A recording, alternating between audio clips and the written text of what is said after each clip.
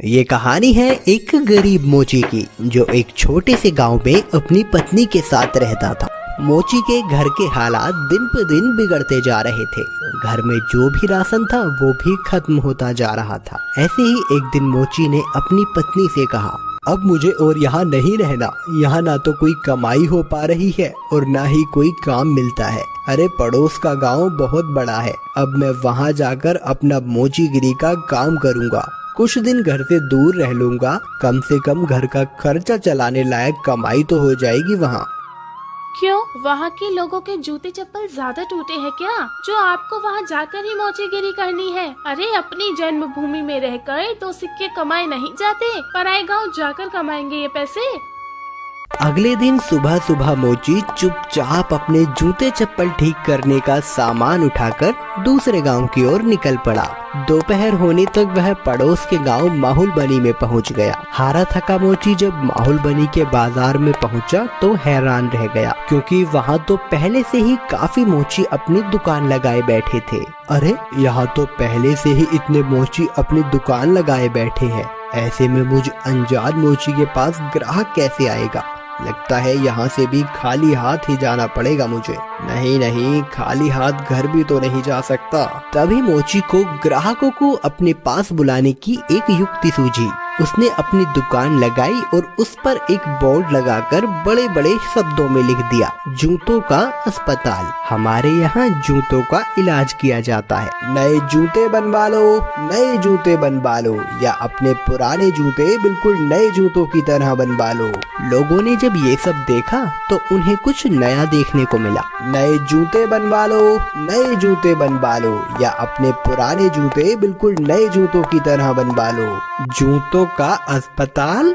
अरे भाई मोची, जरा मेरे इन जूतों का इलाज तो करो। हाँ जी सेठ जी, अभी किए देता हूँ। मोची अपने छोटे से अस्पताल पर बैठकर सेठ के जूतों का इलाज करने लगा। ये लीजिए, अब आपका जूता बिल्कुल स्वस्थ है। अरे भाई वाह, कितना हुआ इसके इलाज का खर्च? बस साहब, सिर्फ एक तांबे का सिक्का। लो ये लो। ऐसे ही दूसरा ग्राहक मोची के अस्पताल में अपने जूतों का इलाज कराने आया। मोची ने जूतों का इलाज किया, पैसे लिए और बाकी ग्राहकों का इंतजार करने लगा। आज तो मैंने बहुत पैसे कमा लिए हैं। अगर मैं ऐसे ही काम करता रहा तो बहुत पैसे जमा कर लूंगा और एक घोड़ा खरीदूंगा।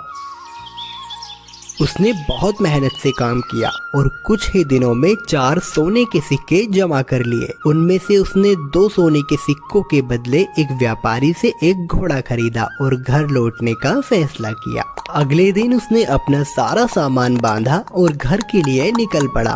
अपने रास्ते में उसे एक घने जंगल से गुजरना पड़ा, जहां उसने डाकुओं का एक झुंड देखा। हे भगवान, ये तो डकैत लगते हैं। ये डकैत मेरा सारा पैसा ले जाएंगे और मैं एक बार फिर से गरीब बन जाऊंगा। अब मैं क्या करूं? मोची बहुत चतुर था। उसने हिम्मत नहीं हारी और उसने एक योजना बनाई। उसने एक सोने का सिक्का घोड़े के गले में बांध दिया और आगे चला। चोरों ने उसे पकड़ लिया।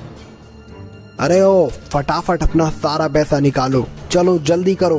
देखो, मैं एक गरीब मोची हूँ, मेरे पास इस घोड़े के सिवाय और कुछ नहीं है।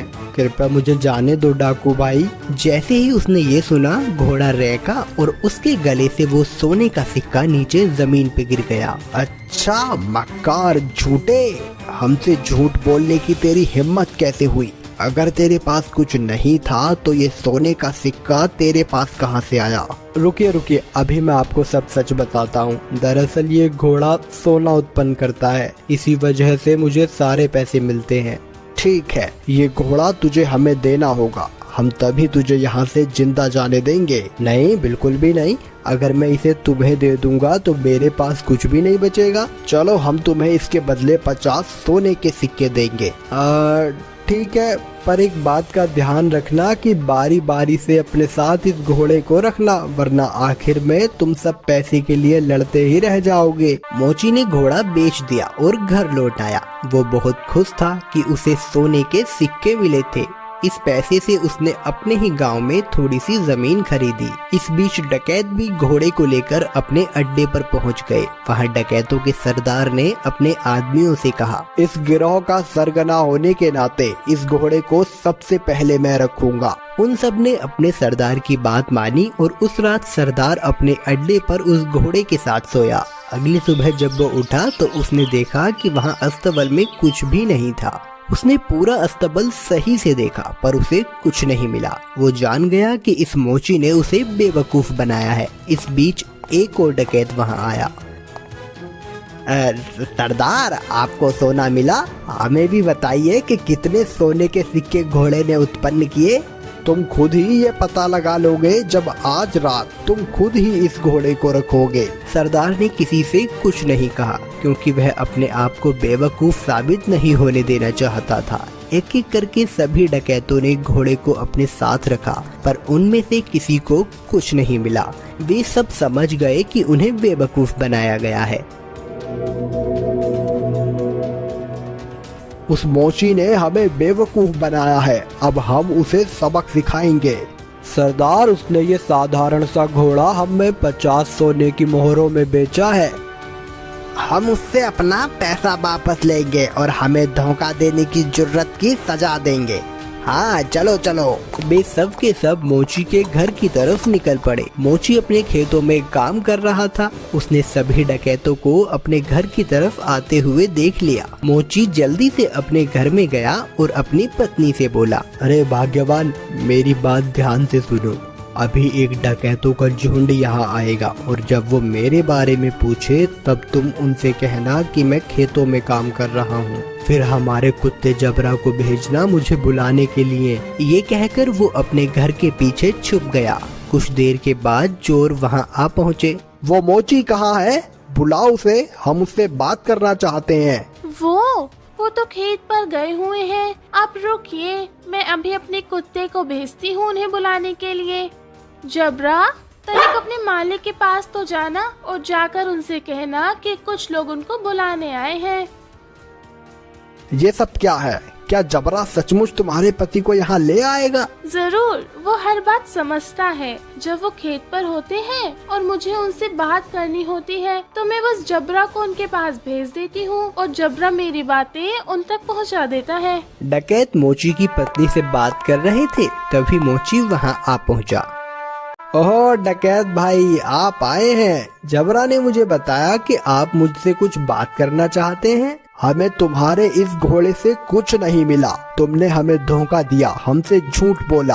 अरे आप कैसी बात कर रहे हैं? मुझे लगता है आपको कुछ तो गलतफहमी हुई है। आज जो कुछ भी मेरे पास है सब कुछ उस घोड़े की बदौलत ही है। अच्छा चलो ठीक है, हम तुम पर एक बार और विश्वास करते हैं, पर उसके बदले तुम्हें हमें ये कुत्ता भी बेचना होगा।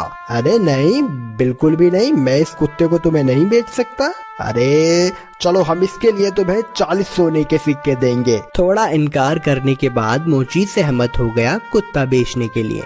चोरों ने जबरा को लिया और चले गए। जब सभी डकैत अपने अड्डे पर पहुंचे तो सरदार ने ऐलान किया कि वो पहला होगा जो कुत्ते को अपने पास रखेगा। बाकी डकैतों ने उसकी आज्ञा मानी और चले गए। सरदार ने अपने बेटे श्याम को बुलाया। सुनो श्याम, मैं अब काम पर जा रहा हूँ। अगर मेरी जरूरत पड़े तो इस कुत्ते को मुझे बुलाने के लिए भेज देना।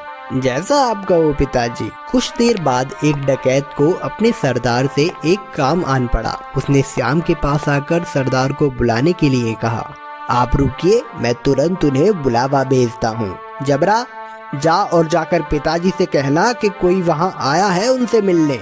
जबरा सरदार के अड्डे से भागा और बजाय सरदार के पास जाने के वो सीधा मोची के पास गया। जब सरदार घर वापस आया तब उसने देखा कि जबरा वहाँ नहीं था। वो जान गया कि जबरा जरूर अपने मालिक के पास गया होगा, तो वह अकेला फिर से मोची के घर गया।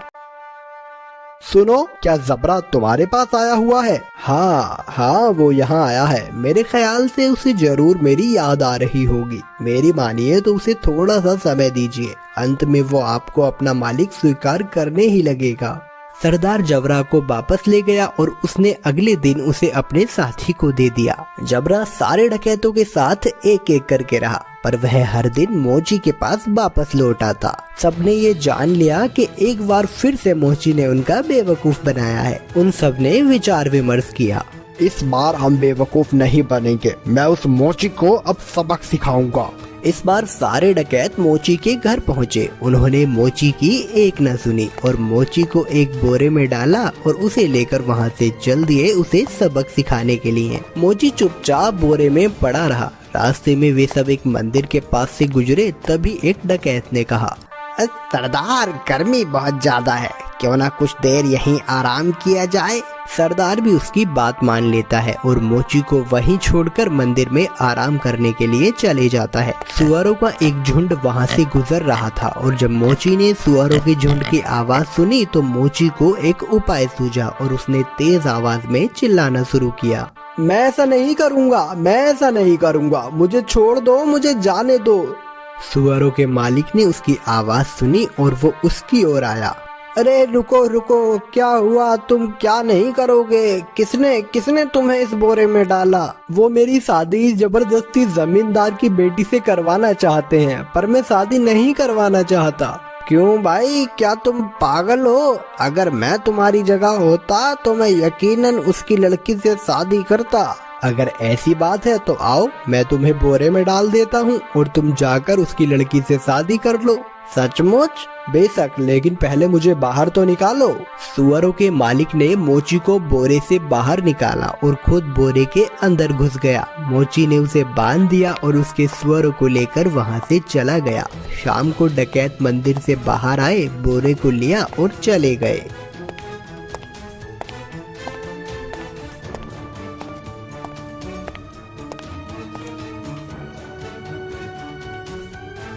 क्यों ना इस मोची को हम यहाँ इस कीचड़ में फेंक दें, ये इसे अच्छा सबक मिल जाएगा।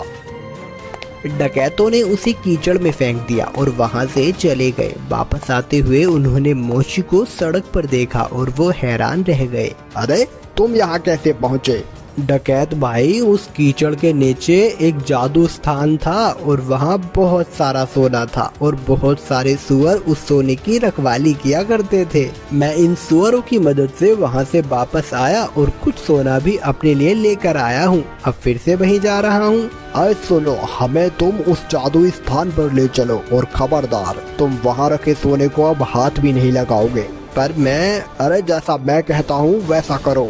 ठीक है, अगर तुम जोर देते हो तो। डकैतों का झुंड उस कीचड़ के पास आ पहुंचा और एक एक करके कीचड़ में कूद गया, लेकिन किसी के हाथ कुछ न लग सका और इस तरह फिर एक बार मोची ने अपनी चतुराई से अपनी जान बचा ली।